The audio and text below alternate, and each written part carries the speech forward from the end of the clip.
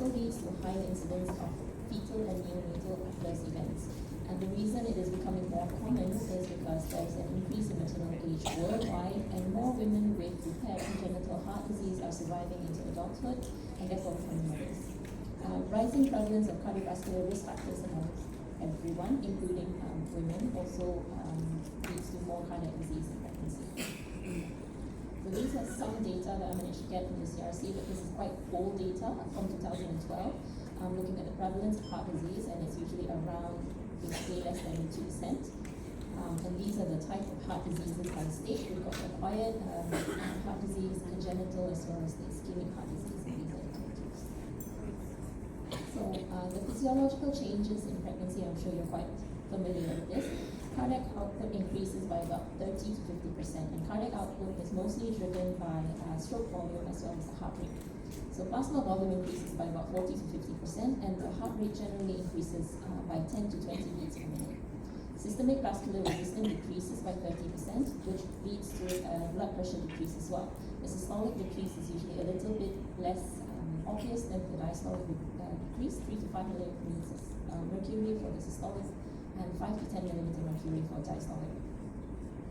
So, although this is normal physiological changes in pregnancy, it can unmask previously silent diseases in these women.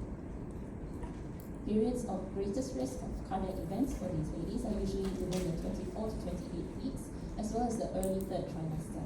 This is because the cardiac output and the heart rate usually peaks around this time. Also during delivery and immediately postpartum, because this is the time of maximum physiological stress on the cardiovascular system, as well as because of the postpartum fluid shifts, both from the autotransfusion as well as blood loss during procedures. So why is delivery and postpartum considered very high risk? And these are the things that happen. So I know this slide is a little bit wordy. There is sudden increase in the blood volume and the output after the placenta is delivered. There is blood autotransfusion back into the mother's circulation, which sharply increases the blood pressure and fluid in the heart. There is also the release of the IVC compression, and this allows for increase in the venous rhythm and increase in fluid. The physical strain of labor also, with the uterine contractions and the pain in particular, with active valsalva maneuver during the second stage, causes significant and acute increase in the heart rate and the blood pressure. Cardiac remodeling, which happens throughout the pregnancy to accommodate for the increase in fluids and pressures, builds new mass into your cardiac cells. This remodeling can sometimes lead to reduced function and increased susceptibility to failure during this period. As we're all quite aware, pregnancy is also a hypercoagulable state. So during this period, there is increased cardiovascular strain, which significantly increases the risk of thromboembolic events. So usually this, we think about things like pulmonary embolism and TVTs, but it can also lead to things like acute coronary syndromes. Postpartum fluid shifts after birth. The fluid that was previously accumulated in the tissues during pregnancies are released back into the bloodstream, which can overload a heart that is already weakened. And any excessive blood loss during delivery, whether it be normal vaginal delivery or a C-section, can also alter cardiac status. Any underlying conditions, such as structural heart disease and arrhythmias, or any high blood pressure, for example, preeclampsia, can worsen during the extreme stress of delivery. So it is important then for us to identify the ladies or the women who are at high risk. This is usually done during your pre-pregnancy counseling, so this is where you come. So who is at high risk? These are the patients who already have severe ventricular dysfunction to begin with. They have conditions such as pulmonary hypertension, severe left sided obstruction, for example, with aortic or mitral stenosis, any underlying cyanotic heart disease, and any aortic pathology with connective tissue disorders. These are, for example, your Marfan syndrome and your Ehlers-Danlos syndrome. There are multiple risk assessment tools out there that you can use. For example, the modified WHO classification, which breaks them into the class 1 to 4, your CAFRET-2 score, your Sahara score for congenital heart disease, as well as measuring your functional status using the NYHA scale. This is an example of the modified WHO classification for maternal cardiovascular risk. So we've got the risk classifications into 1, 2, 3, and 4. And in class 1, you've got no detectable risk or very minimal risk. In class 2, there's increased risk of maternal mortality with moderate increase in morbidity. In class 3, it is a significant risk of maternal mortality as well as severe risk of morbidity, and expert counseling is required. In class 4, the risk is so high that the pregnancy is contraindicated or ill-advised. If they insist on carrying on with the pregnancy, then the management will be similar to patients before in class 3. What are the examples of MWHO class 4? Patients with severe pulmonary hypertension, patients with severe systemic ventricular dysfunction with an EF of less than 30%, so reduced ejection fraction, patients with severe symptomatic aortic stenosis, and any prior pericardial cardiomyopathy with residual impairment. If they had pericardial cardiomyopathy in the past, but they have managed to recover from that, then you can cautiously carry on with pregnancy, but if there is residual impairment, it is very high risk and usually advised against it. This is an example of the Sahara score tool, which is what we use for congenital heart disease. So basically you can input whatever is positive, and then it'll calculate for you. The higher the score, then the higher the risk of the patient. The importance of preconception counseling. So during the preconception counseling, you need to go through their medication. So if they're on ACE inhibitors or ARBs, statins, warfarins, or even DOACs, because these are contraindicated in pregnancy. In patients that you are worried about, then you might want to consider having a baseline echo so that we can monitor them during the pregnancy and see if there's any deterioration. It's also good to have a functional assessment to see if there's any changes during the pregnancy, and this is using your NYHA scale, 1 to 4, and genetic counseling where appropriate. So just a quick run through, because there's too many to go one by one. So a quick run through some of the common cardiac conditions that you can encounter in pregnancy.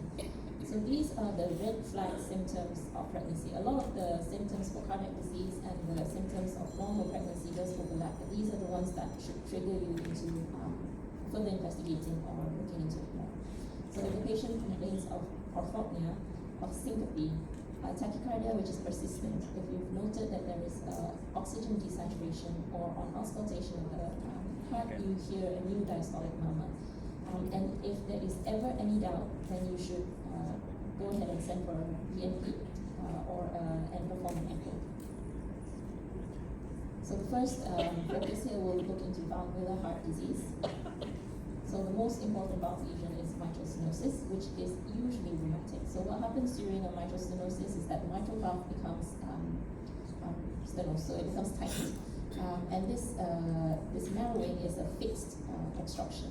And why this is poorly tolerated is because during pregnancy, the body is trying to get an increase in the cardiac output, which is based on stroke volume, mentioned before, and the heart rate.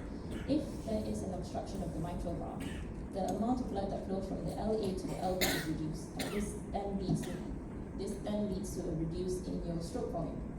Less blood is getting pumped out. So due to that fact, the body then tries to compensate by increasing the heart rate, because cardiac output is stroke volume and heart rate. So if you can't increase the stroke volume, you increase the heart rate. But when you increase the heart rate, you reduce the diastolic period, which is the period where the LV fills. So the shorter your diastole, the less it fills. So this actually makes the whole thing worse. With the increase in pressure build up in the LA, then that flows into the pulmonary arteries and into the lungs, and this leads to your pulmonary edema. Red flags in mitral stenosis, you are going to look for patients who have atrial fibrillation, who develop hemoptysis, and who have orthopnea. So orthopnea indicates that we've already got pulmonary edema going on. And with atrial fibrillation, the management is still the same, because you still have that increase in comorbid events, especially in this hypercoagulable period of time. So you still need to do anticoagulation. So management principles in this group of patients is to rate control using beta blockers. You want to rate control, increase the diastolic time, allow more filling, and increase the stroke volume. You want to use cautiously diuretics to reduce the fluid overload. You want to anticoagulate if the patient has developed atrial fibrillation. And if the mitral stenosis is very severe, then you can consider things like balloon valvuloplasty.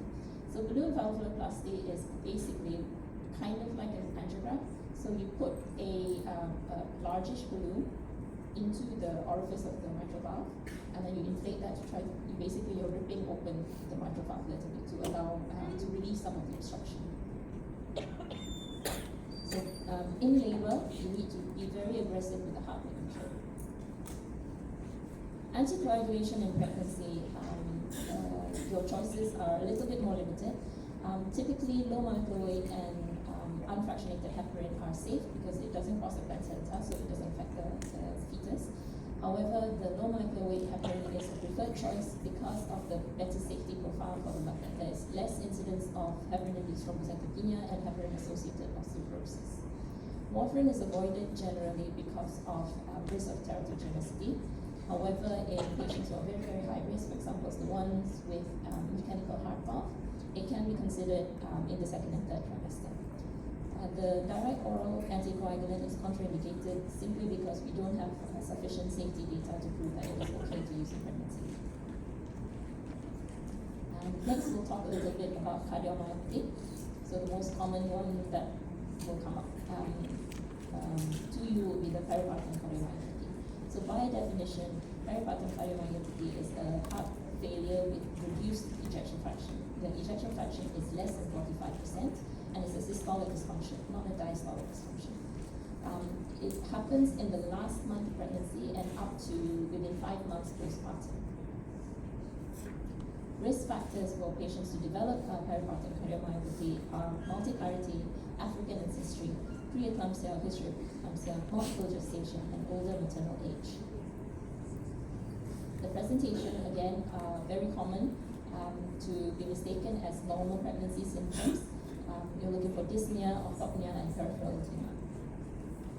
Management of peripartum cardiomyopathy can be divided into during pregnancy and after pregnancy. So during pregnancy, you're going to be carefully providing diuretics, beta blockers, hydralazines and nitrates, and anticoagulation in severe LV dysfunction. So severe LV dysfunction, based on the American guidelines, is less than 30% ejection fraction.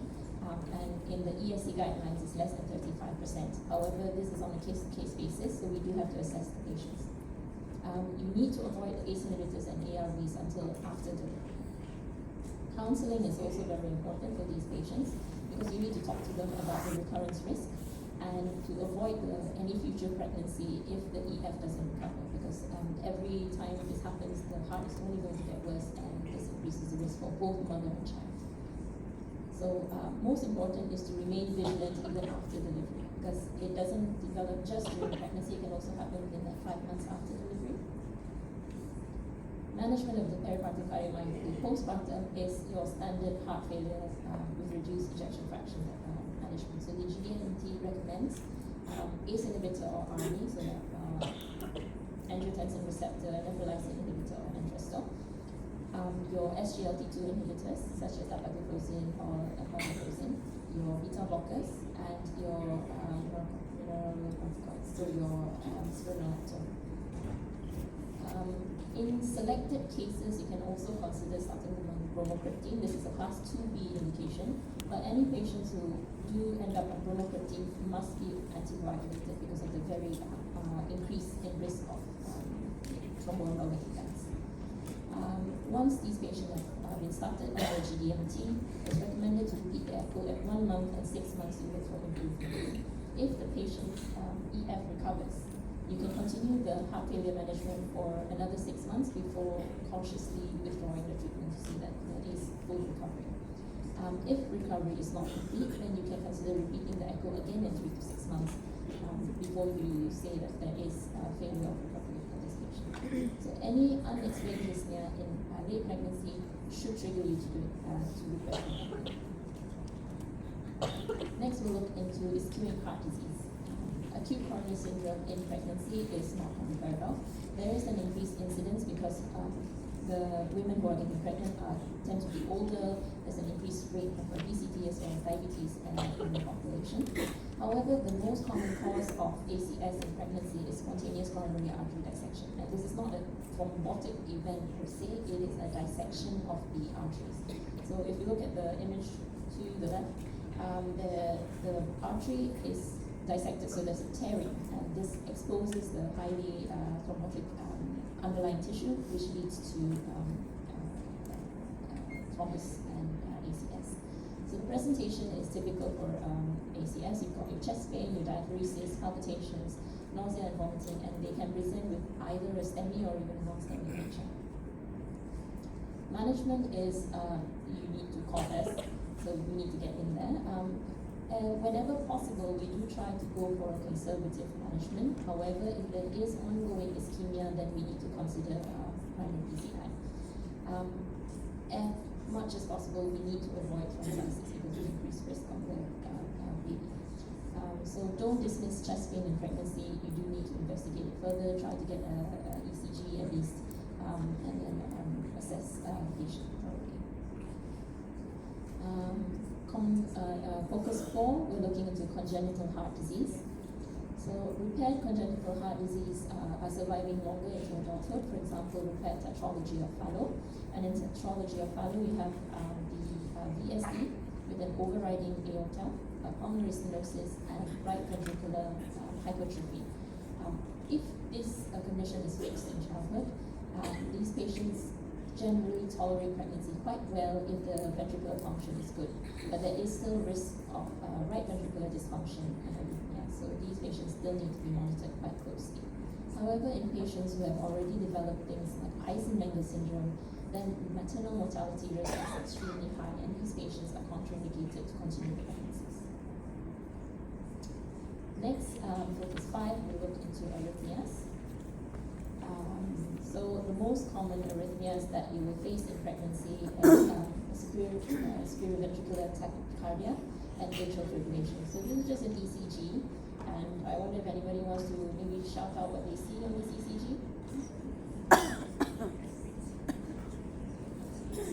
SVT. Why do you call it an SVT?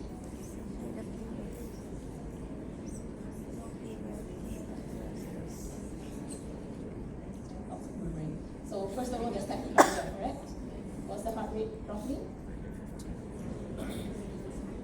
So 150 over. Do you see any P waves? No. So that could still be atrial fibrillation. You can still get tachycardia with no P waves in atrial fibrillation. But what sets it apart is that it's regular, whereas in atrial fibrillation it tends to be irregular. There is also, if you can, so if you look into V1,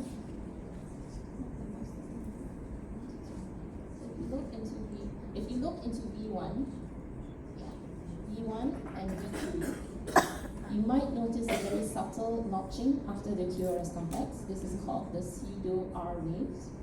You see them? Yeah. A little less obvious in V2. And then also in the inferior waves, inferior leads, you have very, very subtle pseudo-S waves here after the QRS complexes. Okay? And these are basically your retrograde P waves. And this sometimes you will see in spheroventricular tachycardia, whereas in atrial fibrillation you shouldn't be seeing any of that.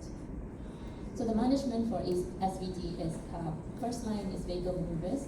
Adenosine is safe to be used, and to prevent recurrence, then you've got your beta blockers. The beta blockers can be given as a pill and pocket management if the occurrence is very rare, or in some patients maybe you might have to consider giving it as daily management. In atrial fibrillation, it's rate control, so again you can go ahead with your beta blockers if the rate tends to be high, but anticoagulation is your forefront. As we mentioned before, low molecular weight heparin is usually the optional choice. If the patient is unstable, then DC cardioversion is safe even in pregnancy. 6, we'll look into aortic diseases. So aortopathy, for example, in Marfan syndrome, which is connective tissue disorder, it leads to aortic root dilation, and the more dilated the aortic root is, the higher the risk for aortic dissection. And this is especially so in the 3rd trimester and postpartum, because this is during the time of maximum stress with the increase in blood pressure and increase in heart rate. The highest risk are in patients whose aortic root measures more than 45 millimeters. So this is an image of an echo taken at the parasternal long axis. So This is your right ventricle, this is your left ventricle, left atrium, and this is your aorta. So a general rule of thumb is that your left atrium, your aorta, and your right ventricle should all be roughly equal in size. So in this case, you have a very large aortic root, and this should be a trigger for you to note that there's some aortic root dilatation. So the management is by serial imaging. You're going to need to monitor the aortic root basically to make sure it's not getting larger very quickly. You need to control with beta blockers, and you need to plan the delivery in a tertiary center. So delivery planning and practical rules. In general, vaginal delivery is preferred with an early epidural and careful hemodynamic control. You want to avoid the prolongation of the second stage of labor, especially in severe diseases, and assisted delivery if needed. Cesarean section is only for any obstetric indication of very specific cardiac disease, and high-risk patients should be delivered in a tertiary cardiac obstetric center where both teams are involved.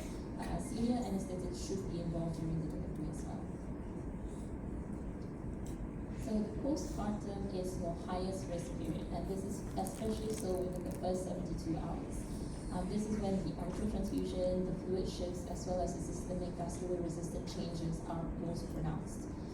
High risk time for deterioration or development of peripartum cardiomyopathy, for pulmonary edema, as well as arrhythmias. So many maternal cardiac deaths actually occur postpartum, so do not de-escalate high-risk patients from monitoring too early. When should you call your cardiology colleagues? So you need to call us if you have any strong suspicion in your patients, and usually we do trust your instincts as well. But do call us if you notice that the patient is complaining of dyspnea, which is out of proportion to their pregnancy. If there's any syncope events, any sustained tachycardia, if you note any new murmurs or any development of symptoms throughout the pregnancy, if the patient complains of chest pain, if the BNP is elevated, if the patient has any desaturation or if there's any abnormal echo findings. And you need to get us on board urgently if there's any hypertension, pulmonary edema, or cyanosis noted. So key messages for you to take home is that pregnancy is a period of hemodynamic stress, and it's basically like a stress test onto the patient itself. You need to risk stratify your patients. You can use all your risk stratification tools, but the most common one is your modified LVH behavior. Mitral stenosis is generally very poorly tolerated, so you need to be very aware of patients who have these. Peripartum cardiomyopathy must not be missed, and you must remain vigilant even in the postpartum period. Spontaneous coronary artery dissection is the most common cause for myocardial infarction, and postpartum is the period of highest risk for patients. And getting multidisciplinary team involved can generally save lives. So that's all from me today. Thank you very much. Dr. Diana, the floor has some questions for you. The first question is, patient on warfarin for mechanical valve going for elective cesarean section, and how is the bridging therapy? For mechanical valves, they have different targets for the INR. Usually this is advised by the surgeons. Generally with the mitral valves, they tend to have a higher INR target. So once the INR is below the target, you bridge them with either the unfractionated heparin or the low microarray heparin. The other question would be, when do you decide to perform BNP? When do we decide to perform? Okay, so BNP unfortunately is quite expensive, so we tend to be a bit more strict about who gets to order it. So in UKM, I think you need to get the cardiologist to allow you to send for it. But actually by guideline, it's if you have any suspicion. So if you've got any of those red flag symptoms, whether they have orthopnea, or they have oxygen desaturation that I mentioned earlier, then it's not wrong for you to request for a BNP. So if you have concerns and you want to request for a BNP, you can always consult us and we'll probably get you somebody. Suddenly we are bombarded with a lot of questions, but I think can we entertain one more, last one? Yes, sure. Yeah. In a hypertensive postpartum patient with APO, what echo findings most reliably distinguish PPCM from preeclampsia related diastolic dysfunction? Periplastin cardiomyopathy and preeclampsia can be difficult to diagnose during that time, but then with preeclampsia, the symptoms would have improved after the delivery, whereas the periplastin cardiomyopathy would have continued even after the delivery. The criteria for periplastin cardiomyopathy, as I've mentioned, is a reduced ejection fraction, so you have that ejection fraction of less than 45%. You might also note some regional wall motion abnormalities.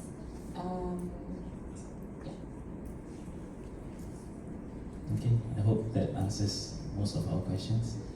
Thank you so much, Dr. Diana, Thank you. for such an extensive and interesting lecture on cardiac diseases in pregnancy. Next up, we will have an interesting lecture on the VTE that will be given by Associate Professor Dr. Aida Hanikalo. She's our Senior Consultant Obstetric and Gynecologist, clinical lecturer. A little bit information on her while we prepare the slides. She graduated from the University of Sheffield from the undergraduate and pursued her interest in MRCOG, and currently is completing her PhD with her interest in maternal medicine. So without further delay, Prof. Aida, the stage is yours. Thank you, Mr. Chairperson. Do I use this one or what's this? Oh, okay, sorry. Okay. Right.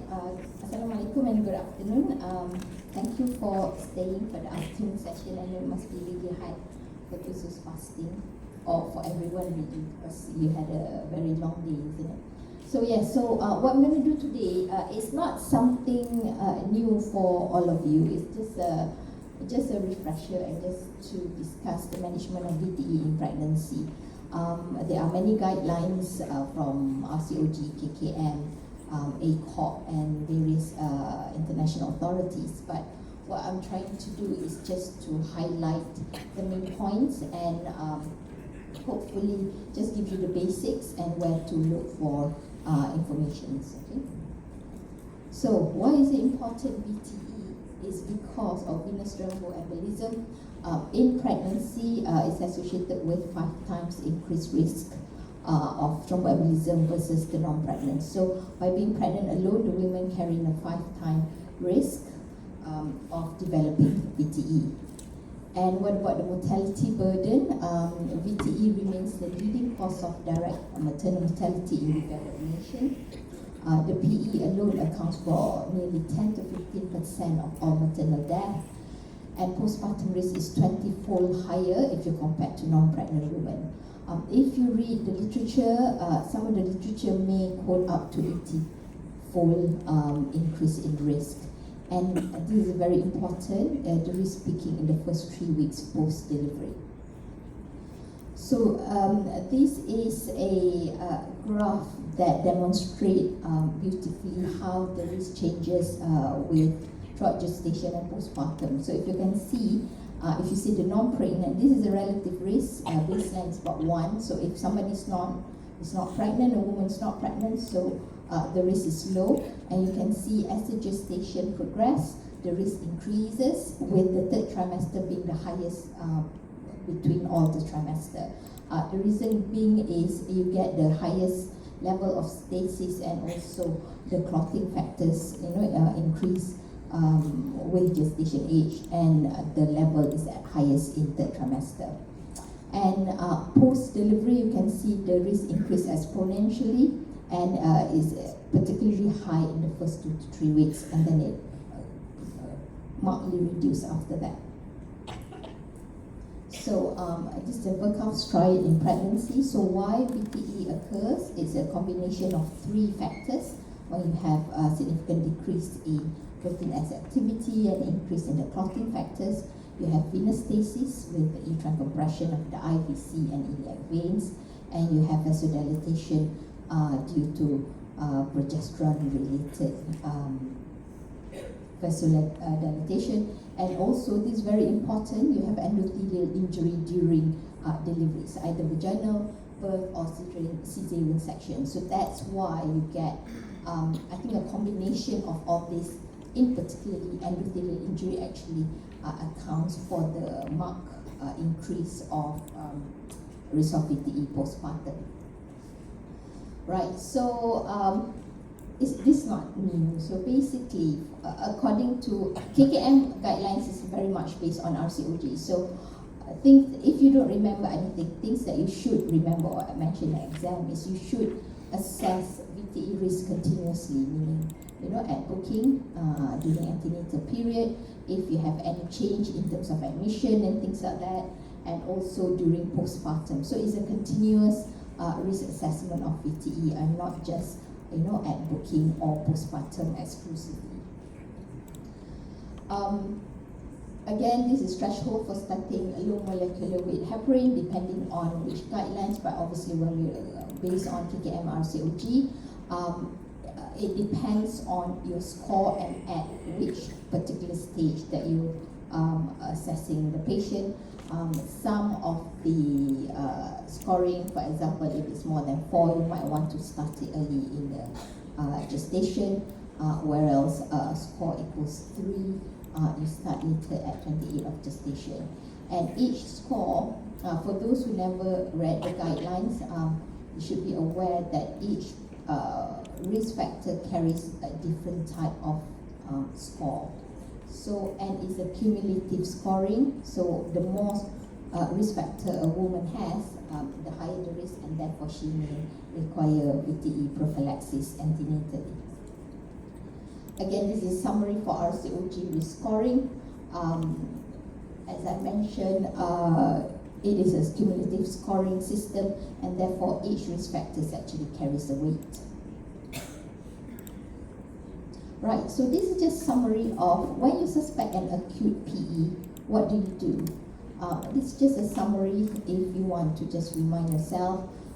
First clinical evaluation is you should do ECG and chest X-ray for all women with suspected PE. And if you look at on one side, if somebody has got symptoms and signs of DVT, then you ought to do compression duplex ultrasound. One thing, if you're answering an exam, you should always say that while you suspect a DVT, you should start a therapeutic dose of Clexin or low molecular weight heparin. Okay, so if you suspect a diagnosis of VTE, please start not the prophylactic dose, the therapeutic dose. And once it's confirmed, either if it's established, then obviously you continue the therapeutic dose. If it's not, then you can discontinue it. If you suspect a DVT and you do duplex ultrasound and there is a DVT, although you suspect PE, you do not have to progress. You don't have to proceed to do the lung imaging because the treatment is the same. However, if somebody has no DVT symptoms, it depends where you work. If you go by guideline, you don't have to do the compression duplex ultrasound because there's no indication to do so.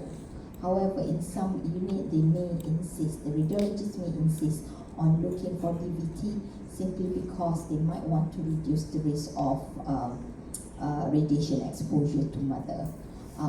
But if you go basically by clinical symptoms, then you don't really need to do the ultrasound if there is no DVT symptoms.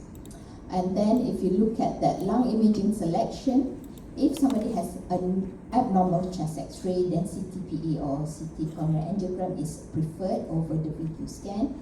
But if you have normal chest X-ray, then the choice depends on local availability or patient preference. In some country or some setting, patient might have a say as to what she prefers, what kind of imaging she prefers based on counseling.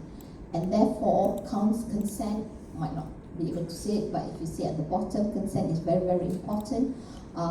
When you learn about the investigation, things that you should include if you are to discuss imaging is the risk of maternal breast cancer in CTPA increased risk because of the radiation exposure, and also in VQ scan is associated with slightly increased risk of childhood cancer. So those things you should be aware by now. On clinical note, if you still have your suspicion remains high despite normal VQ scan or CTPA, then you ought to carry out alternative testing while you maintain anticoagulation until the PE is definitely excluded. Right, so this is a brief summary about ECG findings in pregnancy, pulmonary embolism. So 41% showed abnormal changes in pregnant women with acute PE. Therefore, it's very important you do ECG as part of your main investigation. What are the things that you might find? In 21%, you might see T-wave inversion. This is a classical S1Q3T3 pattern, might occur in 15%, and right by the branch block, you might found in about 1/5 of women. I don't know why it doesn't come out. But yeah, so the other thing is because of there's a risk of ischemic heart disease among pregnant women and with older mothers and multiple medical problems, and it's very important that you do ECG as a baseline investigation. So baseline investigation, ECG and X-ray. D-dimer is not helpful, so it's not advisable as a routine. And also, when you answer exam question, you might say ABG, but if you look at the guidelines, they don't see ABG as a necessary investigation because not all women will present with hypoxia. Okay, as I mentioned earlier, diagnosis VQ scan versus CTPA. If you suspect PE, then D-dimer is unreliable in pregnancy and therefore should not be done as a routine. If you look at the guidelines, ASH is American Society of Hematology, and RCOG advocates VQ scan if the chest X-ray is normal, as it poses low maternal breast radiation. Although CTPA is faster and highly diagnostic, it has got lower fetal radiation, but increases the risk or associated with the risk of breast cancer in mothers. Okay, this is ASH. When we look at American Society of Hematology, they advocate for VQ scan. This is routine anti-factor 10A monitoring. That is when associated with the usage of low molecular weight heparin. So basically, ASH advocates the usage of low molecular weight heparin as treatment. Hence, mention that you do not require anti-factor 10A monitoring for that. Right, so I'm just going to briefly mention about first-line therapy. We're talking about VTE treatment in pregnancy. So low molecular weight heparin is preferred because it's got predictable pharmacokinetics, no routine monitoring is required, and it does not cross the placenta. And direct oral anticoagulants, you might come across this when you're looking at the guidelines. It crosses placental barrier, it has no adverse effects to the fetus, and increases the risk of significant hemorrhage. So it is not advisable to use DOAC in antenatally. Unfractionated heparin is normally reserved for peripartum transition when you have to bridge between, for example, when you want to deliver a patient and you might want to restart warfarin or the OAC later on, or you have patient with high risk of hemorrhage and you want to have the option of rapid reversal, then unfractionated heparin is a good option. But we do not use this long term. For example, if you want antenatal prophylaxis or treatment, then we often go with low molecular weight heparin. Right, so this is about low molecular weight heparin. Why is it safe? Because it does not cross the placenta, no routine monitoring required, and it's completely compatible with breastfeeding. For high-risk cardiac patient, the ESCD's European Society of Cardiology guidelines mention about if you need to treat VTE in pregnancy, then obviously you should give therapeutic weight-based dosing. So you dose based on the patient's weight, and preferably we use low molecular weight heparin. And warfarin is safe during breastfeeding, and DOAC can be restarted after delivery, or if the patient was on it before delivery, before pregnancy, they can restart it if they are not breastfeeding. This is just a reminder, you don't have to remember this, but basically this table exists. What it shows is the therapeutic doses of low molecular weight heparin. So if you need to start treatment on a patient, there are two types of dosing. Either it's twice daily or once daily. And RCOG doesn't have any preference to which one is better, so the option is there. But at the end of the day, it depends on the patient's weight, and you should dose them accordingly. This is a standard weight-based dosing, is prophylactic dosage, and you can see obviously once the patient is beyond 90 kilos, the dosing changes and so on. So as long as you are aware, the dosing of Clexane depends on the patient's weight, then that should be okay. You're not supposed to remember this anyway, as long as you know that there is a specific table that tells you how much dose you should give. Right. Again, this is timing of peripartum management. Basically, it tells you if somebody's on prophylactic dose or on therapeutic dose, how long you should stop the Clexane before you perform induction or cesarean section, or before you insert, not you, but before the patient receives epidural, and when to restart the low molecular weight post-delivery. So the information is out there. All you need to know is it's there, and you should know where to find it when the timing comes. So basically, yes, there is an advice as to when to stop and restart Clexane based on whether it's prophylactic or therapeutic dose. Right, so ACOG did mention about peripartum management. They focus on mechanical and pharmacological protocol during the delivery window. This is sequential compression devices. We do have this in HCTM, but it's not rare. We have like a few, but we only use it for high-risk patient or patient in HTU that requires VTE prophylaxis, and they don't have that stockings.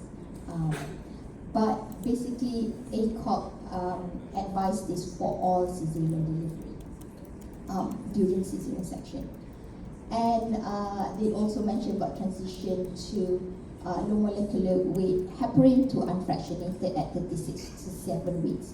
I think the reason for this is in unfractionated heparin is a lot easier to handle, and you can reverse it if you need it. So yeah, and then they did mention about thrombophilia screening, which should be done to high-risk patient or with family history. Thrombophilia screening should only be done after number 1 pregnancy, after postpartum period, and should be done after they complete treatment. Okay, you shouldn't do thrombophilia screening during pregnancy at any point. We're almost there. Special consideration: COVID-19 risk.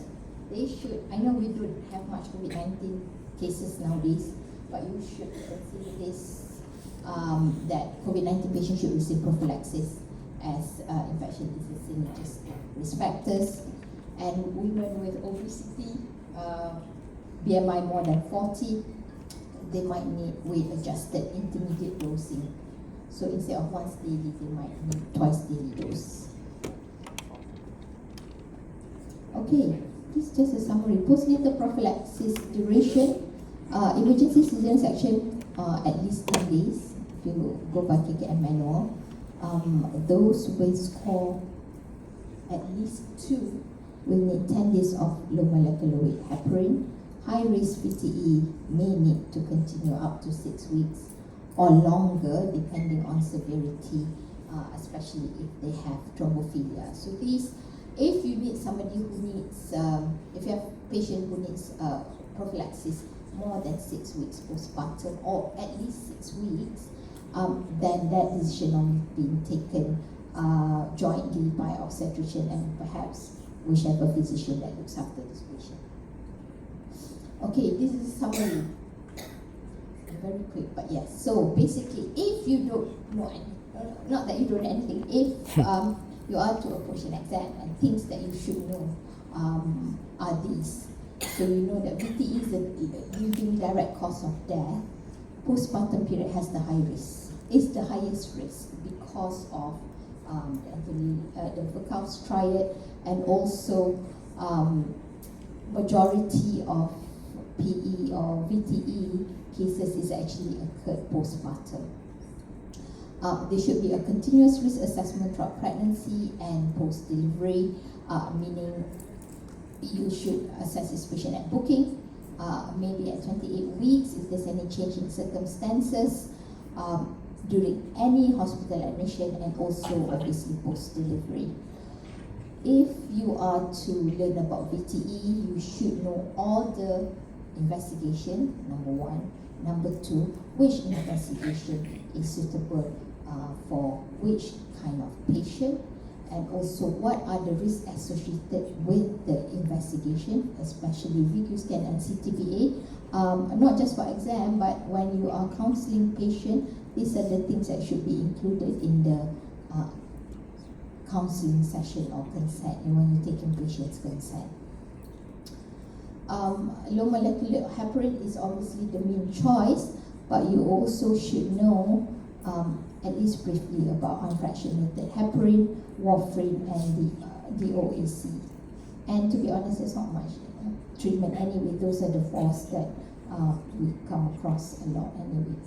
And peripartum management, be aware that once somebody on Clexane, when do you stop it? How long do you stop it before delivery or planned delivery? When do you stop it before epidural? And also when you restart it again. And the number of hours varies depending on whether it's prophylactic dose or it's therapeutic dose.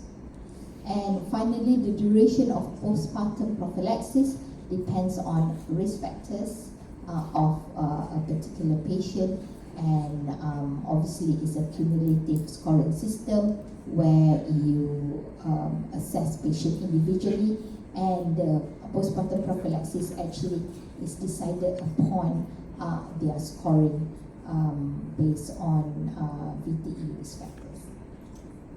Okay.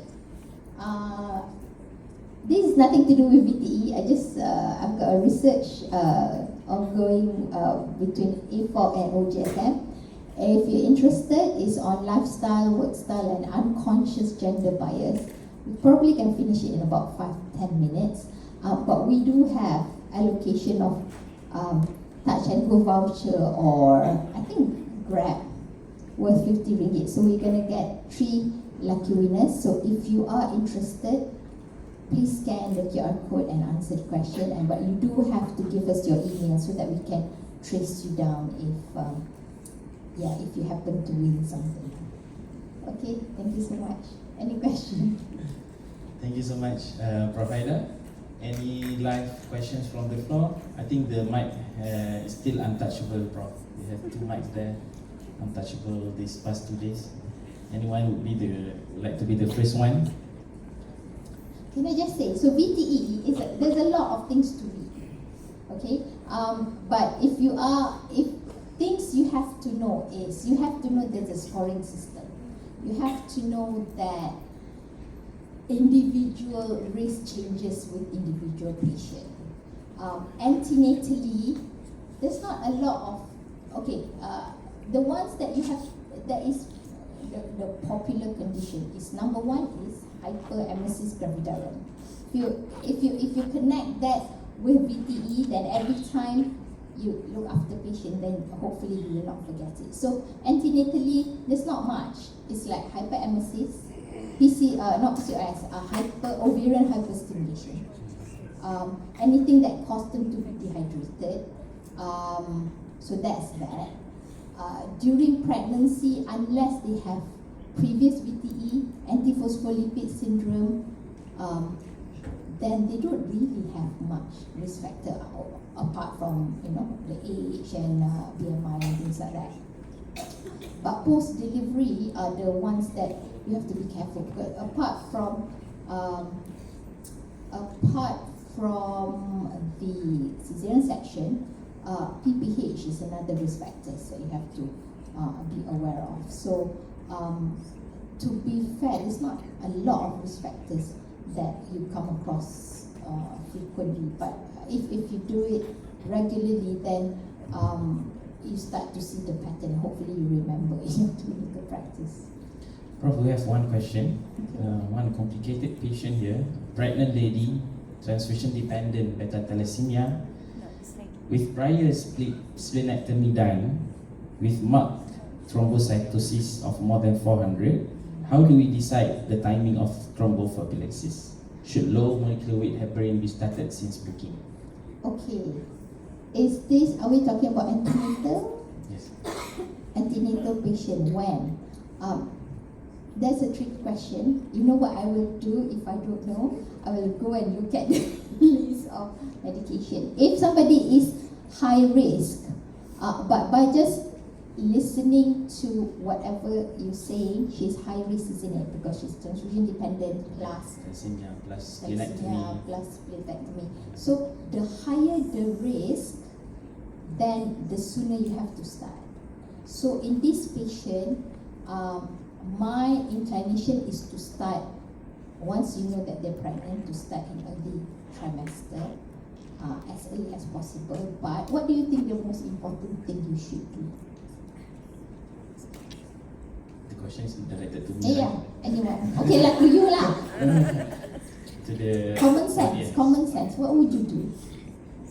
Which specialty that she's under, you think? Hemato. Okay, what do you think you should do?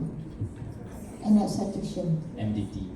Yeah, maybe nanti MDT kan terdapat. Yeah, but it's a multidisciplinary. If I go by guidelines, I think she definitely need early trimester or first trimester, depending on when she comes to you. Ideally, this patient should be seen even before pre-pregnancy. So once you have pre-pregnancy, then you can then decide. But if you see them in first trimester, then obviously my inclination is to start it. But before I start it, I will speak to my hematology lead to get a consensus that say yes, okay, we'll start it now. But yes, we have other because sometimes there are other things you might need to take into consideration. But my inclination is to start it. But before that, she should have had a pregnancy counseling, so that we even have this plan before she's pregnant. Does it make sense? Yeah. Prof, we have one very general question. Ectopic post-op clepsy. Maybe trying to ask like post-op ectopic, the patient need clepsy? But there's no background of the patient. Okay, it doesn't matter. Post-op, okay. She's pregnant. Yeah, was pregnant. Tak kira lah, she's recently pregnant. She had operation. We're talking about what ectopic post-op. Yeah. Operation doesn't matter. Laparoscopy, laparotomy. Is she high risk for VTE? Yeah. Yes. Sure, So yeah. How long? It depends. Maybe if you have PPH, then you might want to prolong it. She definitely will need it while she's in hospital. But I would, again, because of the cumulative scoring, then you ought to see, is she raised BMI? Is she older mother? Has she got any other comorbidities that perhaps warrant maybe not just in hospital, maybe up to 10 days.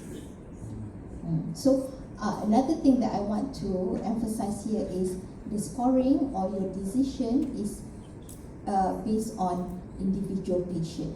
So one patient might need 7 days or 5 days, or just during the duration of hospital stay. But normally, if you look at the RCOT, at least 10 days can. Or maybe they might need longer.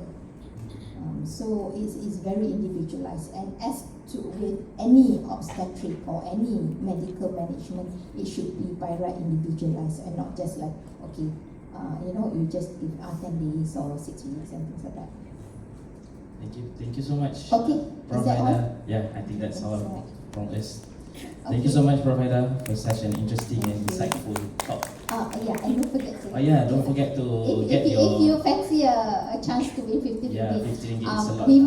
we try touch and go. If I can't do touch and go, then maybe we'll do Grab or something like that. So, but anyway, if you win, we will contact by email and then wait accordingly. Yes, thank you so much, Prof. Hopefully, I can win the 50 ringgit.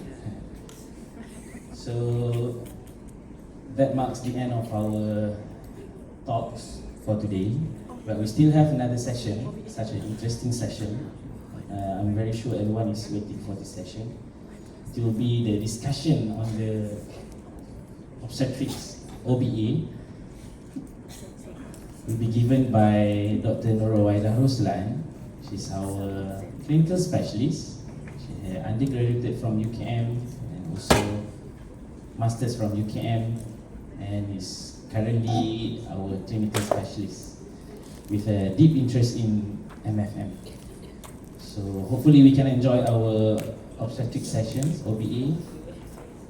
And while we're preparing, there's another 2 minutes. Maybe we can go to some toilet breaks first. 2 minit boleh, Dr. Roy?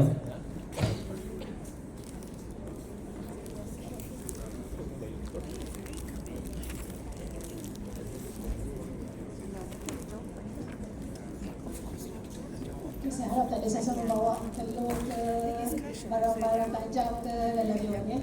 Okay, so saya akan discuss SBA yang korang dah jawab exam few months ago kan.